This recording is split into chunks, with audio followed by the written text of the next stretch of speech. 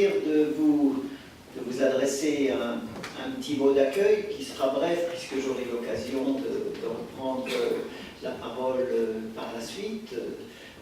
Nous sommes très heureux dans cette démarche partenariale avec la ville, TCM, le centre UNESCO, de vous accueillir dans cette enceinte qui est celle des délibérations de l'Assemblée départementale. Donc c'est une enceinte où il y a beaucoup d'histoire, il y a une certaine solennité. Je pense que c'est bien par rapport au moment que nous allons passer ensemble. La deuxième chose que je voulais simplement dire en introduction, c'est qu'on va avoir le plaisir de partager les éléments du bilan du 40e anniversaire du Centre pour l'UNESCO Louis-François. Et c'est extrêmement important aujourd'hui dans la sphère publique ou parapublique que l'on évalue et que l'on prenne le temps, quand il y a eu le temps de l'action, de mesurer effectivement son impact, ce qui s'est bien passé, ce qui s'est éventuellement moins bien passé. Je crois que c'est une démarche qui est tout à fait noble et qui aujourd'hui, dans le contexte général dans lequel nous évoluons, avec des moyens financiers qui deviennent rares en tout domaine, c'est extrêmement important à mes yeux que l'on puisse prendre le temps, tous ensemble, de tirer les enseignements d'une manifestation et d'un moment auquel nous avons tous contribué. Donc je suis très heureux que ça se passe ici.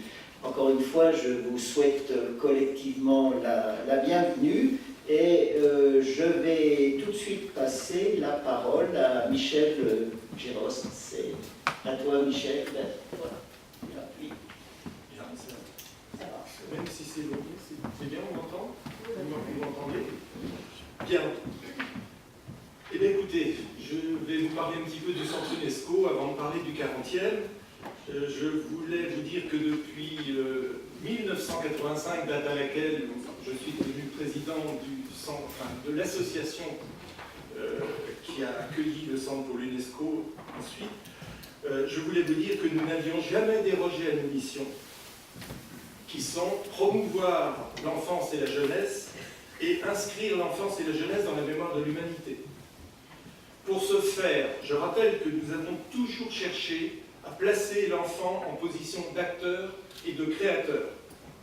Toutes nos activités, depuis l'origine, ont toujours été offertes. Nous avons cherché également à combler en permanence les déficits culturels en dirigeant nos activités vers les jeunes les plus fragiles, l'enfance des quartiers, l'enfance rurale en particulier. Je veux ajouter que le programme du 40e anniversaire est resté en droite ligne avec ses principes. D'ailleurs, Anthony, commissaire de l'exposition et de ce 40e anniversaire, reviendra sur le programme. Alors, qu'attendions-nous de cet événement? D'abord, plus de visibilité. On m'a dit tellement de fois, oh, le Centre pour l'UNESCO n'est pas beaucoup connu. C'est vrai, il est peut-être moins connu à Troyes qu'il ne l'est dans le monde. C'est terrible ce que je suis en train de vous dire, mais on peut faire cette observation. Plus de notoriété, plus de crédibilité, c'est important. Et puis, ce qu'on attend surtout à la suite de ce 40e anniversaire, c'est d'avoir plus de partenaires privés en particulier. Alors, je voudrais dire que le travail a été très important et il a été fourni par les bénévoles et les salariés du Centre pour l'UNESCO. Il faut les remercier. Et je peux ajouter qu'à ce titre-là, nous avons atteint tous nos objectifs. Alors, je voudrais même vous dire que le 40e a servi à beaucoup de choses. Notamment, monsieur le préfet est venu à 2 reprises à l'Artothèque et il a été véritablement étonné, époustouflé même par le contenu de cette Artothèque. Et il nous a bien sûr assuré de son aide dans les mois qui viennent. Il y a eu également la visite de madame la directrice régionale des affaires culturelles du Grand Est. Et elle a accompagné justement le préfet au cours de sa deuxième visite pour découvrir elle aussi cette artothèque. Et elle nous dit aussi qu'elle nous apportera son soutien sur tout ce qui est la perspective et nos projets. On a eu la visite de Madame Bazin-Malgras, qui est elle-même membre de la commission culturelle au Parlement, et qui a d'ailleurs, je pense, évoqué déjà avec le ministre de la Culture le projet qu'on a à Troyes, et qui doit également en parler au président de la région Grand Est. Et puis on a eu aussi la visite de M. Besson-Moreau. Alors, notre centre seul, est-ce qu'il aurait pu mettre en œuvre un pareil programme? Je ne pense pas, très honnêtement. Ce que je veux surtout dire, c'est remercier et féliciter Anthony pour le remarquable travail bénévole qu'il a réalisé au cours de cette opération. Remercier les bénévoles, les salariés, les intervenants qui ont été présents tout au long de cette année. Remercier toutes les structures qui ont accueilli l'ensemble de cette programmation. Remercier enfin pour leur soutien, pour leur engagement, le conseil départemental de l'Aube, M. Bichery, la municipalité de Troyes, M. Carouin et M. Sevéran, la caisse d'allocation familiale de l'Aube, la maison du boulanger et tous les partenaires associés au 40e. Alors bien sûr, très honnêtement, on n'a pas fait cet anniversaire pour faire plaisir, ou pour faire seulement plaisir aux membres du Centre pour l'UNESCO. Ce 40e anniversaire voulait associer le plus grand nombre possible d'Aubois, et en particulier les enfants et les jeunes. Et on a réussi. Alors, comment en sommes-nous arrivés là? Ce que je peux dire, c'est qu'on est une association riche en ressources humaines, qu'on a, depuis le début, cultivé une démarche extrêmement originale, et puis surtout, depuis 1990, on a un projet très ambitieux qui a conduit, je dirais, qui a motivé tout ce qu'on a pu faire depuis cette date.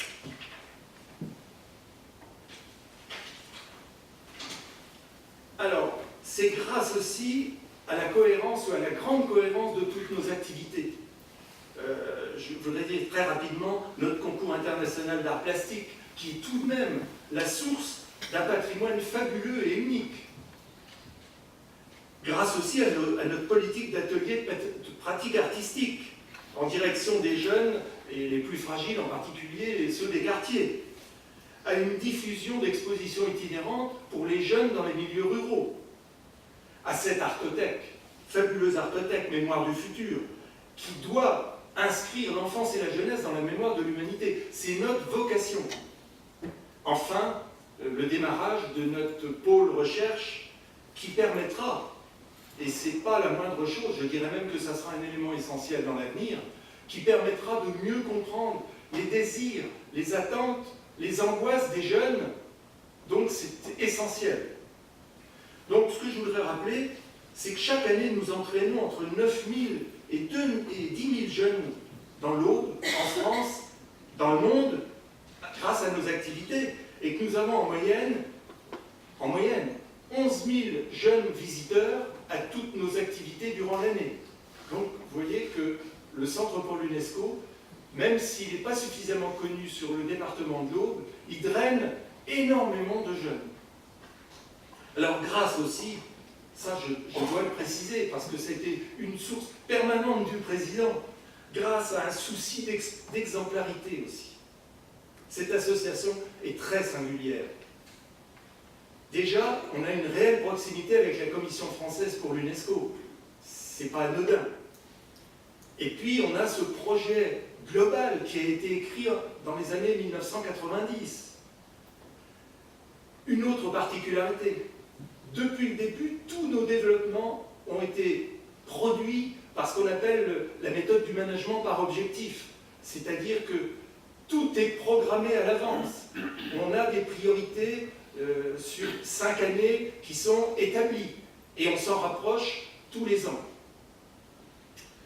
Sachez aussi que nous avons créé un club de partenaires privés en 1996. On était là aussi un peu des pionniers. Et que ce club de partenaires génère plus de 40% de notre budget financier. Donc, vous voyez, c'est aussi quelque chose d'assez important. Ce qui est presque fondamental dans cette association, c'est, je dirais, la politique de bénévolat qui est conduite depuis son origine. Pour ne prendre qu'un exemple, je le rappelais tout à l'heure dans la réunion préalable, nous avons au cours de 2017 8300 heures de bénévolat partagées par une soixantaine de bénévoles. Ça représente 5 emplois à temps plein. Vous voyez, c'est vraiment quelque chose de précieux. Et surtout que ce sont des bénévoles très stabilisés, très fidèles, très impliqués, très volontaires. Nous engageons aussi chaque année entre 8 et 10 stagiaires sur des stages rémunérés, je le précise bien, de 2 à 6 mois. Ça aussi, c'est une démarche très originale pour une association. Enfin, nous avons installé un conseil éthique en 2014 pour justement se donner les moyens d'observer, de vérifier que nos activités au cours de l'année sont de qualité et ne commettent pas d'erreurs. Enfin, je vous l'ai dit, on a créé ce groupe de recherche en 2015. Donc vous voyez que cette programmation anticipée nous permet d'avancer efficacement, dans le calme, avec confiance et surtout avec une vraie détermination. Alors justement, quelles sont nos perspectives? Il y a plusieurs sujets. Pour la vie internationale, par exemple, et là je vais aller très vite, c'est schématisé. Développer l'accueil des délégations étrangères. Travailler à un réseau permanent d'une douzaine de centres répartis dans le monde. Aujourd'hui, des liens permanents existent avec la Colombie, l'Égypte, la Chine, le Mexique, le Brésil et l'Espagne. Donc on compte doubler ces liens permanents avec d'autres pays. Doubler le nombre de nos correspondants dans le monde pour élargir et enrichir nos concours internationaux d'art plastique et de poésie. Et puis, continuer à prendre un stagiaire étranger chaque année. Pour l'évolution de notre structure, envoie les jours prochains, le dossier est véritablement bouclé, il est dans les mains de Claudie Roulet et il va partir chez le préfet et auprès du ministre. Donc le dossier d'utilité publique. Engager la numérisation professionnelle du fonds artistique pour la période 1994-2017. Donc l'étude, l'appel d'offres a été réalisé par les archives départementales, je peux le préciser, grâce à M. Dorman. Et donc, voilà un appel d'offres qui va offrir toutes les garanties pour qu'un travail véritablement professionnel s'opère au cours du premier semestre 2019. Poursuivre la numérisation annuelle, parce que ce qu'on va faire en professionnel s'arrêtera en 2017. Ça veut dire qu'à partir de 2018, la numérisation sera opérée par des stagiaires MMI de l'IUT, et on a passé une convention avec cette IUT, donc chaque année on aura des stagiaires qui poursuivront ce travail de numérisation. Démarrer prochainement le travail d'approfondissement pour devenir un musée de France. Alors c'est très difficile, il y a des étapes à franchir. J'ai les documents en main, on va s'y atteler et au cours des 2 ou 3 prochaines années, on compte bien obtenir cette labellisation. Conduire le programme de recherche universitaire avec des étudiants doctorants, mais également une convention qu'on est en train de préparer avec l'UTT pour développer une recherche collective et collaborative, un peu à l'image de ce que fait Wikipédia, c'est-à-dire qu'on agrège un certain nombre de points de vue d'experts, de spécialistes, et ça développe la connaissance. Enfin, et c'est le point fondamental pour nos développements ultérieurs. Et après un certain nombre d'approfondissements d'informations, on est actuellement en train de se diriger sur le secteur diversité des expressions culturelles à l'UNESCO.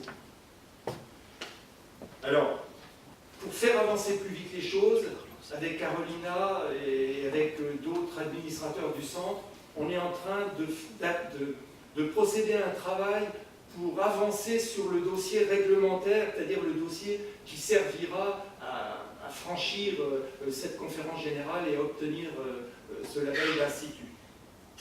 Alors, il y a une difficulté, et je vous l'avoue, qui m'est tombée dessus ces jours derniers, que je viens d'apprendre, c'est que le président de la Commission française pour l'UNESCO, M. Janicot, termine son mandat le 10 décembre, c'est-à-dire dans quelques jours, et qu'on ne connaît pas la personnalité qui va devenir présidente de la Commission française pour l'UNESCO pour les 5 prochaines années, si vous voulez, ce n'est pas la personnalité qui est en cause, c'est que cette personne va s'installer et qu'il va lui falloir sans doute quelques mois pour aborder tous ces dossiers. Donc je compte venir le voir très rapidement pour lui dire que le mien est prioritaire. En conclusion, sachez que notre projet a pris tout son sens et toute sa dimension au cours de ces 40 ans. Il nous reste à imaginer sa concrétisation, son installation, afin de lui permettre de rayonner vraiment au plan international et d'ouvrir, au profit de l'Aube et au profit de la ville de Troyes, une grande et large fenêtre sur le monde.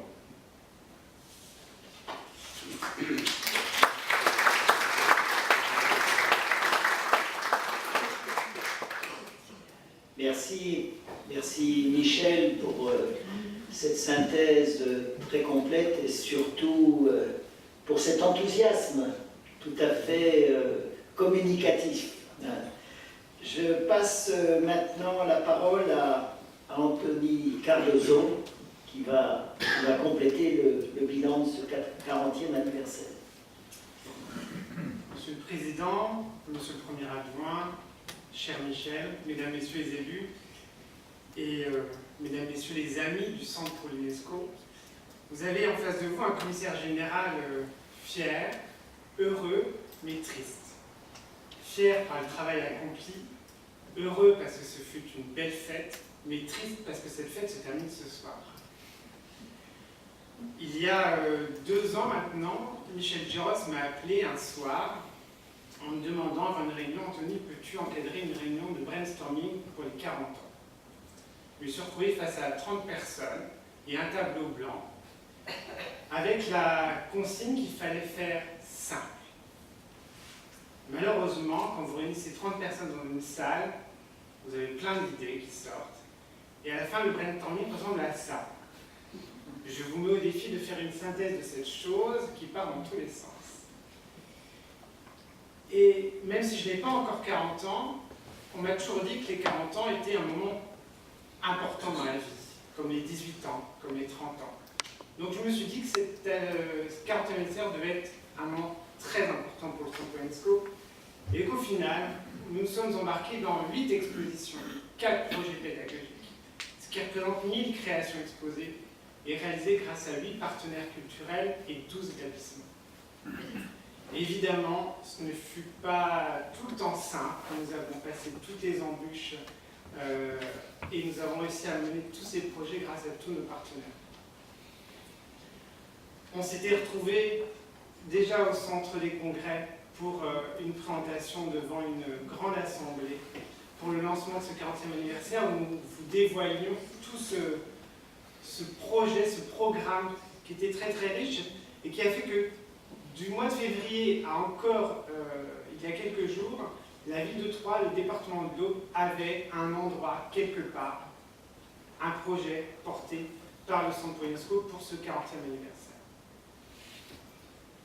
Le point d'orgue de ce projet, qui était aussi la première étape, était cette exposition Jeunesse de l'art au musée d'art moderne de Troyes pendant à peu près 1 mois et demi avant qu'il ferme pour rénovation. Ce projet, lorsque je l'ai imaginé, j'avais le souhait de montrer ce que l'enfant, quel qu'il soit, à l'endroit où il est dans le monde, peu importe, il pouvait créer des choses merveilleuses, naïves ou parfois très complexes.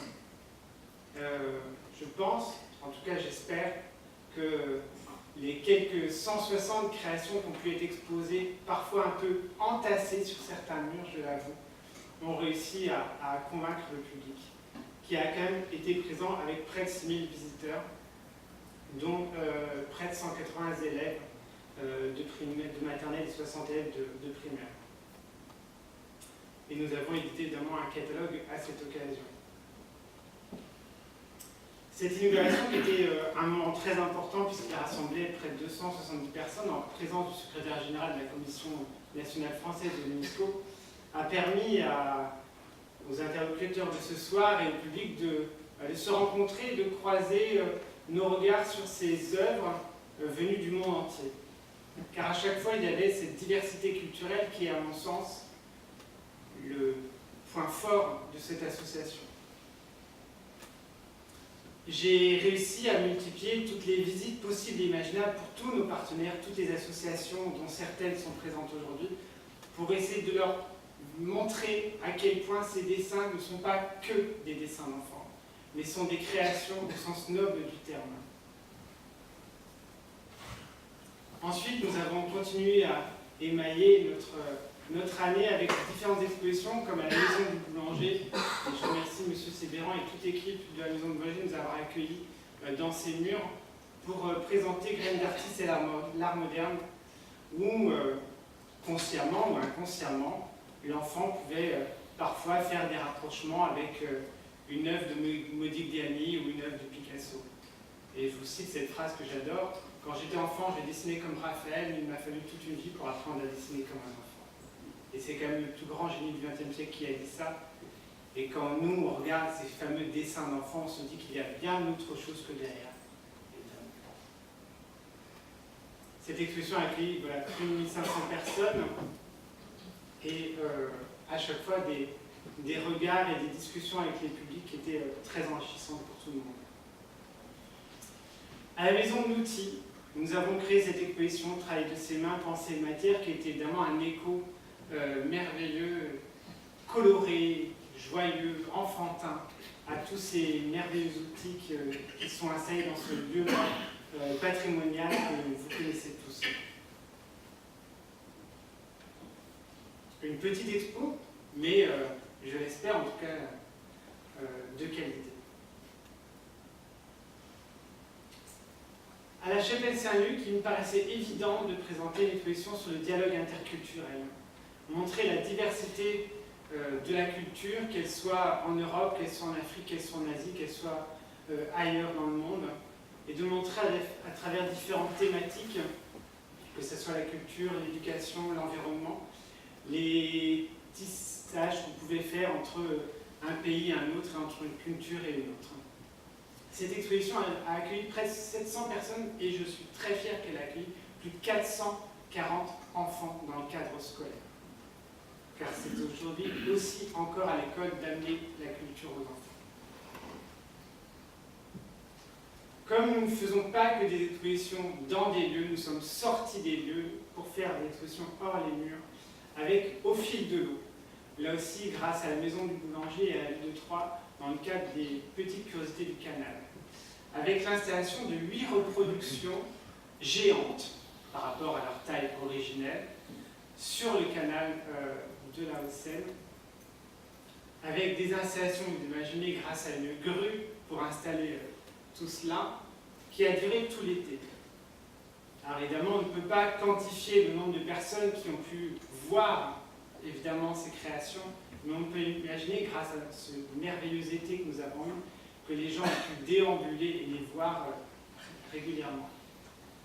C'est le seul petit bémol de cette exposition, c'est que les intempéries de la fin du mois d'août nous ont fait disparaître un panneau.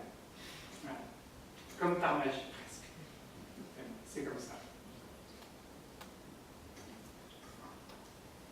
En bas du centre des congrès, grâce aussi au conseil départemental de l'Aube, nous avons pu imaginer cette exposition Bien vivre ensemble qui dévoilait presque en exclusivité 8 reproductions de 8 lauréats du concours Graines d'artistes 2018 que nous avons dévoilé sous un merveilleux soleil avec ces créations très enfantines venant là aussi de 8 pays différents à chaque fois.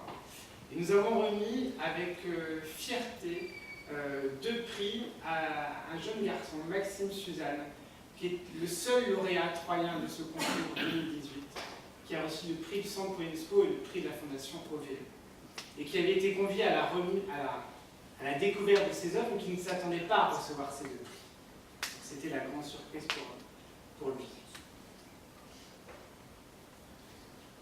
Avec la ville de Troyes et le service commerce de la ville de Troyes, nous avons pu aussi participer à l'exposition au sein des commerces vacants de 3 rues des artistes cet été, au sein du hall de la FNAC, avec la présentation d'une dizaine de créations dans une des vitrines d'un commerce vide. Il est aussi impossible de calculer évidemment le nombre de personnes qui ont pu la voir. Comme le Centre pour l'UNESCO a une dimension internationale, une exposition qui s'appelait Bleu, Jaune, Rouge s'est envolée jusqu'en Espagne et est présentée encore actuellement jusqu'à la fin de l'année. Là aussi en écho à ce 40e anniversaire.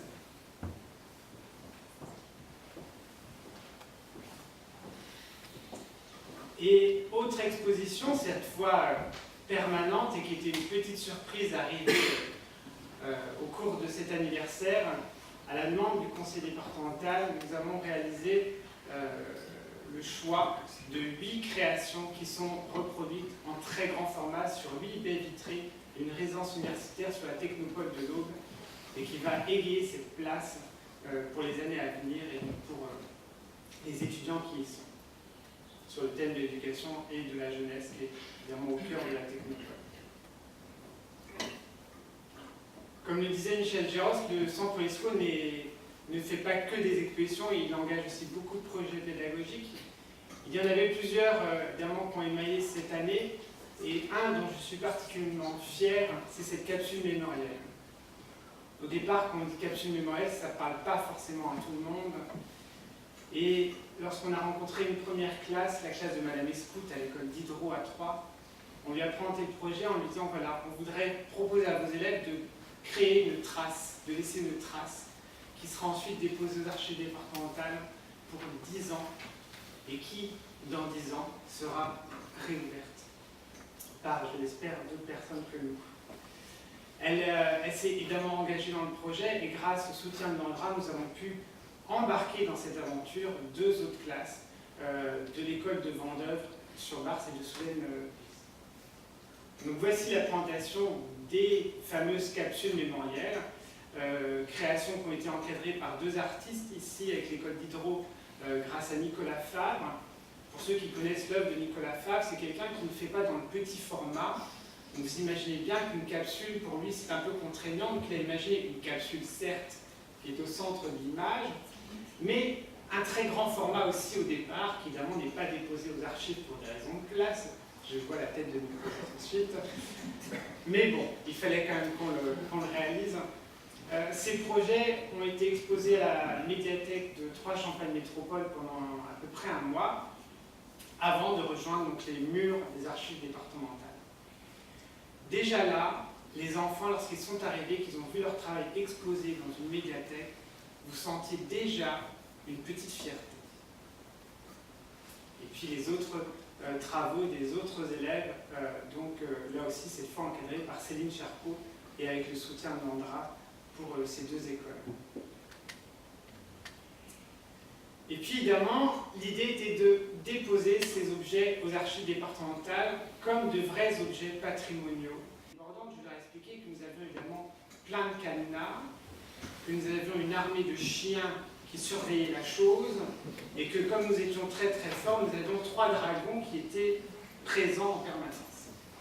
Mais un enfant avait la main, il a demandé, oui mais il n'y a pas de code. Et donc évidemment il y avait un code à la porte de 450 chiffres pour que personne ne retienne. Et déjà là vous imaginez que les enfants étaient très heureux et enfin rassurés que nous n'ayons pas chippé leur boîte. Et ensuite ils ont été les déposer fièrement dans cette chambre forte, et je remercie Nicolas et Claudie de nous avoir permis cette action. Et cette fois-là, ce jour-là, la chute, la moyenne d'âge des archives a connu une grande chute, puisque nous avions quand même une moyenne d'âge de 9 ans dans la salle par rapport à la fréquentation habituelle. Et c'est sûrement la première fois que les enfants venaient dans ce lieu. C'était aussi pour eux une grande découverte. Autre projet, cette fois avec d'autres élèves, cette fois plus grands, les collèges et les lycées. Nous avons été à Marigny-Châtel, à Romilly et à Troyes pour présenter cette exposition « Être né quelque part » qui là aussi met en avant la diversité culturelle, et 1500 élèves de ces établissements ont pu y avoir accès, là aussi dans leurs établissements. Autre projet, des visages, des portraits de ma famille, un projet imaginé grâce aussi au soutien de la CAF au sein des 5 centres sociaux de l'Aube, où nous avons sensibilisé les enfants et leurs familles au thème du visage et du masque, et de mener à bien avec eux des ateliers encadrés à chaque fois par un artiste, ce qui a touché une cinquantaine d'enfants dans ces établissements. Et un dernier projet pédagogique, une œuvre participative, qui était aussi une idée un peu farfelue, on va dire, d'offrir au public un mur d'expression sur la place publique. Et aussi, je remercie les services de la ville de Troyes et les Maisons de Boulanger qui nous ont installé cette structure éphémère qui a été présente tout l'été et qui a démarré par une après-midi de création avec une cinquantaine de personnes qui ont chacun laissé une petite trace. Et puis au fur et à mesure, elle a pris une autre forme, elle a pris une autre vie. Certains graffeurs et tagueurs locaux se sont amusés dessus. Et voilà à quoi elle pouvait ressembler à un moment donné durant ces quelques mois. Évidemment sur le thème de la paix qui est au cœur des préoccupations de l'UNESCO et du centre pour l'UNESCO. Au total, on peut imaginer à peu près, parce que c'est très compliqué à comptabiliser partout, nous avons eu près de 30 000 visiteurs et participants à nos expositions et nos projets pédagogiques, ce qui est énorme pour le centre UNESCO à réaliser en une seule année, comme ce 40e anniversaire.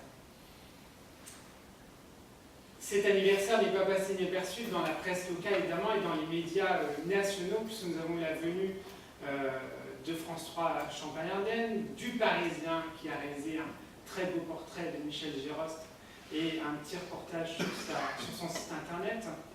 Ils ont fait plusieurs émissions et eu plusieurs retombées au niveau national et même international et européen grâce aux actions de communication du comité départemental du tourisme qui nous a aidés dans cette aventure. Et ce qui a permis de sensibiliser près de 100 journalistes locaux, nationaux et internationaux à notre aventure. Évidemment, cet anniversaire ne pouvait pas se faire sans nos invités, sans nos partenaires qui nous ont permis de faire cette grande fête. Je vais tous les citer parce que c'est important, ce ne sont pas que juste des logos qui sont accumulés sur une page, ce sont des institutions, des personnes. La ville de Troyes, le département de l'Aube, la région Grand Est, la préfecture de l'Aube, la fondation VE, Troyes Champagne Métropole, la maison des boulangers, la ville de la Chapelle-Saint-Luc, le centre culturel Didier Bien-Aimé, Aube en Champagne, la maison de l'outil, la CAF, l'Andra, Charles Poulain, le Champagne Pierre Gerbet et la sérigraphie d'Antinger. Je leur adresse un grand merci et comme ce ne sont pas que des entreprises, que des institutions, j'aimerais juste citer quelques prénoms qui me tiennent à cœur et qui nous ont accompagnés tout au long de cette aventure. Sandrine, Pascal, Agathe, Christophe, Caroline, Nancy, Muriel, Claudie, Nicolas, Nadège et tant d'autres. Ils se reconnaîtront, certains sont présents et je les remercie du fond des cœurs. Évidemment, c'était une mobilisation inédite de réunir tous ces partenaires autour d'un même projet en si peu de temps, avec les moyens d'une association. Et là aussi, imaginez au sein de tous ces établissements le nombre de personnes qui ont pu être mobilisées avec l'estimation de près de 350 heures de travail réalisées au sein de tous ces établissements par ces personnels. Évidemment, l'association est aussi une aventure humaine et grâce au centre UNESCO, comme le disait Michel Gérost, nous avons des salariés, des bénévoles qui sont mobilisés régulièrement. Ça représente une cinquantaine de personnes, près de 2000 heures de travail uniquement sur ce projet des 40 ans. Je ne vous dirai pas le nombre d'heures que j'ai sacrifiées de ma vie personnelle à ce grand projet, mais j'en suis très heureux. Et là aussi, je voudrais citer quelques noms, parce que là aussi, sans eux, ça n'aurait pas pu exister. Et ils sont présents aujourd'hui, Michel, Claudie, Nelly, Mireille, Gilbert, Francis, Marc, Dominique, Nadège et bien d'autres qui, à chaque moment, ont pu être présents. Et j'aurais enfin 2 derniers remerciements à adresser. Je prenne dans le bon sens. Michel Gérost, vous m'avez offert une opportunité formidable qui m'a fait peur à un moment donné, mais j'espère avoir apporté ma modeste contribution à cette aventure. Enfin, je voudrais remercier Carolina et Julie, qui sont les 2 salariés du centre UNESCO qui m'ont accompagné toute l'année, même pendant plus de 2 ans sur ce projet, que j'ai embêté régulièrement par mail, par texto, par coup de téléphone. On a même échangé encore des mails hier soir, voire cette nuit, et puis j'en ai envoyé un, je crois, à minuit 4, pour caler les derniers préparatifs de ce soir. Voilà, je les remercie parce qu'elles ont réussi avec tout le professionnalisme, à mener toute leur mission habituelle et ce 40e anniversaire, parce que rappelons-le, ce 40e anniversaire était en plus de tout le programme habituel du Centre pour l'UNESCO. Je vous remercie.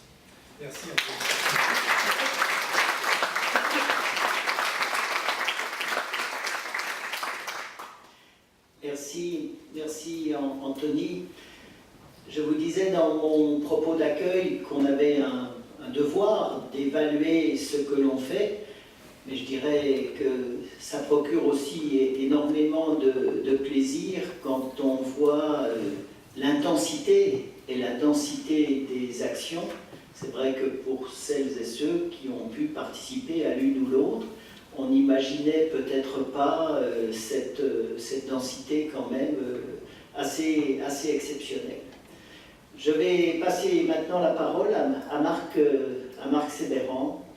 Marc. Merci, Monsieur le Président, cher Philippe. Moi, je suis très heureux de représenter François Baroin et donc la ville de Troyes. Et c'est vrai qu'après le bilan que vient de nous faire Anthony Cardozo, je pense qu'on est en effet un petit peu sous le choc de la réussite de ce partenariat assez exceptionnel. Parce que ce projet, en effet, qui a mobilisé énormément de monde, je pense que c'est un projet qui est au départ fédérateur. C'est vrai, comme l'a dit Michel Girard, c'est le plus beau projet qu'un projet avec comme thème l'enfance et la jeunesse. L'enfance et la jeunesse qui est à la fois notre passé personnel, parce que c'est déjà loin, mais c'est la période souvent une des périodes les plus heureuses, et puis c'est évidemment l'avenir, la continuité de l'avenir de l'humanité. Donc par rapport à ce projet tel qu'il a été proposé, tel qu'il a été développé, et tel qu'il a été fêté lors de ce 40e anniversaire, je pense que le bilan que vous a présenté Anthony Cardozo avec toute sa sensibilité et sa passion, eh bien, ne peut que satisfaire évidemment tout le monde ici présent. Je voudrais déjà saluer l'extraordinaire partenariat. En effet, ce partenariat qui a su rassembler les institutions publiques, collectivités, bien sûr, qui ont travaillé totalement la main dans la main. Le partenariat aussi avec les institutions d'éducation nationale, parce que, en effet, de très très nombreuses institutions et écoles ont été mobilisées, et puis le partenariat avec tout le monde associatif, toutes les forces vives du bénévolat, on peut dire, de notre cité. Et c'est vrai que ce partenariat repose aussi sur la participation d'un nombre très très important de bénévoles. Dans notre société, où souvent le bénévolat connaît une sorte de renouvellement difficile, je pense que c'est un modèle de participation en effet, et on peut dire merci à ces bénévoles qui font un travail fantastique dans notre société individualiste. Travailler sur un projet collectif, travailler sur un projet d'avenir, c'est quelque chose évidemment d'essentiel. Deuxième sentiment que m'inspire ce remarquable bilan tel qu'il était présenté, c'est bien sûr la réussite publique et les différentes couches de population très diverses, de visiteurs, de participants à ce bilan du 40e anniversaire. La ville de Troyes est fière évidemment d'avoir mobilisé ces différentes institutions culturelles, que ce soit le musée d'art moderne, la maison du boulanger, les espaces publics divers, d'avoir travaillé aussi en corrélation avec les institutions qui nous sont chères au département et à la ville, comme la maison de l'outil et la pensée ouvrière qui est ici. Et c'est vrai que cette mobilisation a permis une diffusion et une mise en lumière de l'action, évidemment, du centre UNESCO. Et comme Michel Girard se le disait dans son introduction, on recherchait aussi une visibilité meilleure du centre de l'UNESCO. Alors cet éclairage pendant une année entière à travers de multiples manifestations est évidemment essentielle. Et puis, je voudrais dire que ce 40e anniversaire, c'est aussi un aboutissement d'une passion, d'une énergie, c'est d'une équipe de bénévoles, et puis de la passion et de l'énergie de Michel Géros. Je voudrais lui rendre hommage, parce que vous avez vu la passion intacte qu'il déploie encore au bout de ces longues années de travail, les projets qu'il a évidemment échafaudés, une stratégie qui mène évidemment à une réussite finale. Vous savez, tous ces projets, toute cette réalisation, toute cette réussite n'aurait pas été possible sans Michel Géros. Donc je voudrais évidemment, au nom de la ville de Troyes, lui adresser toute notre reconnaissance pour ce travail de fond tel qu'il a été réalisé pendant ces 40 années, parce que c'est le bilan, évidemment, qu'on présente aujourd'hui d'une année de manifestation, mais c'est aussi le bilan de 40 ans au service de la jeunesse, au service de l'enfance, qu'il faut saluer. Dernièrement, voilà,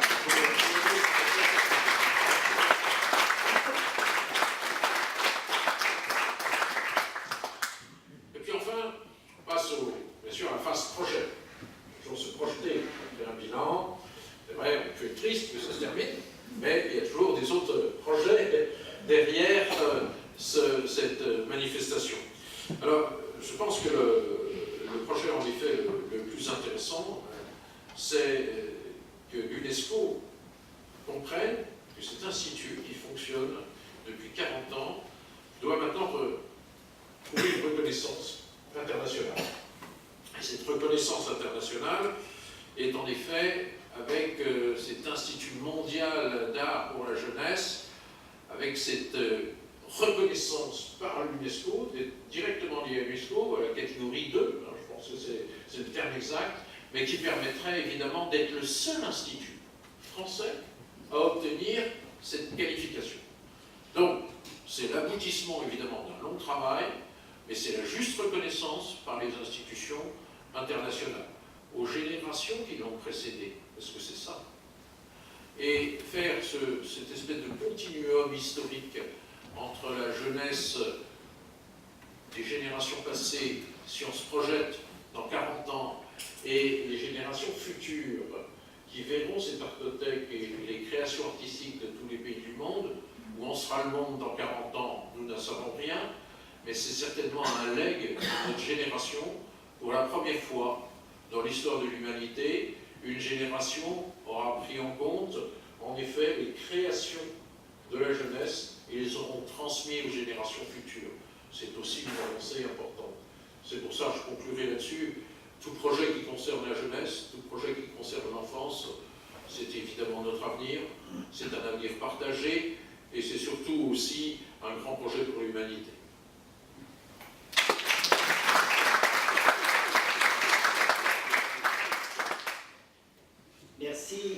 Merci Marc. Je vais donc conclure cette rencontre avant de vous inviter à partager le verre de l'amitié. Anthony nous disait qu'il était triste parce que tout cela prend fin. Michel regrettait que le centre UNESCO de Troyes soit souvent plus connu, loin de chez nous, que par les habitants de ce territoire.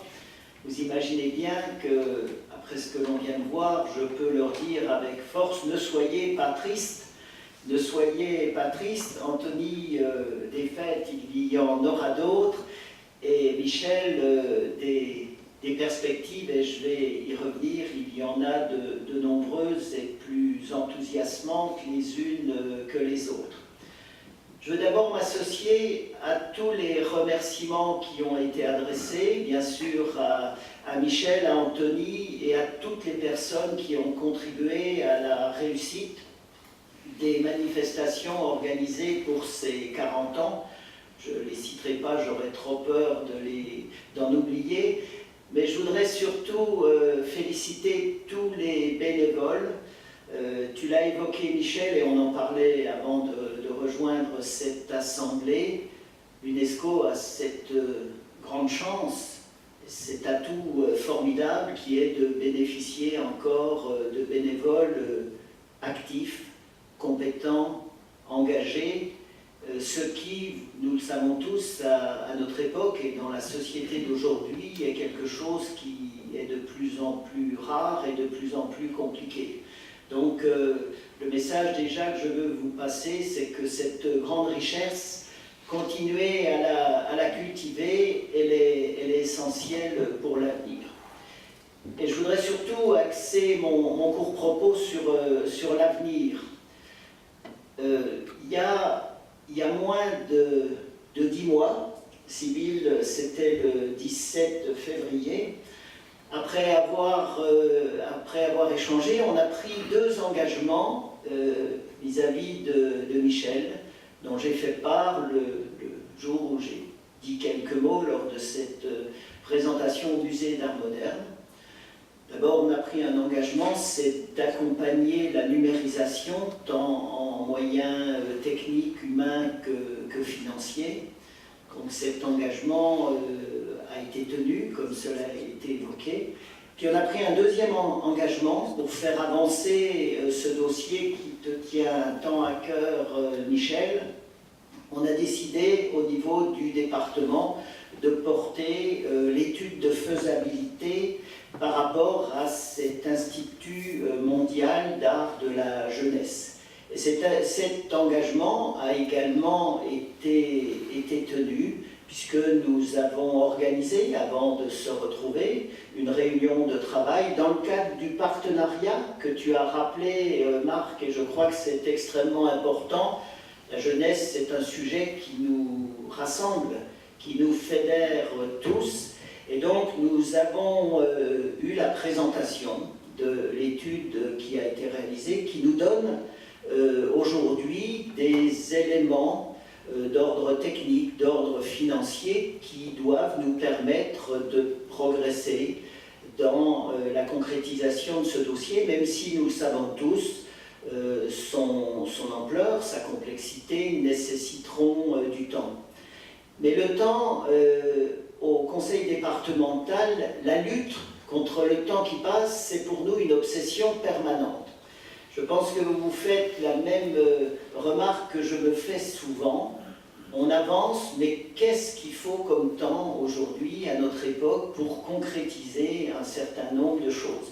Alors il ne faut surtout pas perdre patience, mais il est important d'avoir en permanence, en ligne de mire, cette obsession de lutter contre ce facteur temps qui fait que dans notre société, alors qu'on en a tant besoin, des choses tout à fait essentielles et des choses d'une grande noblesse tardent à se réaliser. Donc je suis particulièrement heureux ce soir, indépendamment de l'excellent moment que l'on passe ensemble, de constater, Sybille, que l'engagement qu'on avait pris ensemble il y a moins de 10 mois a été tenu, et je tiens à vous assurer que quand on a des partenaires comme l'UNESCO et qu'on a des projets de la qualité qui sont ceux que vous poursuivez, bien sûr le département sera toujours à vos côtés, d'autant, et je terminerai là-dessus, d'autant que tout cela se réalise dans un partenariat exemplaire au niveau de l'ensemble des collectivités et des acteurs du territoire. Donc je le redis, Michel, Anthony, ne soyez pas tristes, surtout ne soyez pas tristes. Il y a encore de grandes et belles choses qui nous attendent, et nous avons certainement encore beaucoup de bons moments à passer ensemble. Et on va commencer par en passer un qui est toujours sympathique, celui qui consiste à partager le verre de l'amitié. Donc ça se tient, c'est ça Sandrine, 2 étages en dessous. Hein, voilà, au premier, où je vous invite à vous transférer pour que l'on partage ce moment. Merci et bonne soirée à tous.